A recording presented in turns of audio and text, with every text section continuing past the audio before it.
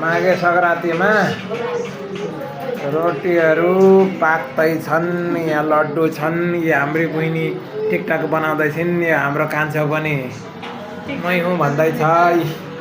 रोटी पाक्ने कार्यक्रम चल्दैछ। हाम्री सविता म्याडम कान्छी दिदी चाहिँ रोटी मस्त पकाउँदै, आमा चाहिँ बडीगार्ड जस्तो छेउमा बस्नुभएको छ। आमाले पनि पकाउनुहुन्छ। यस्तै छ।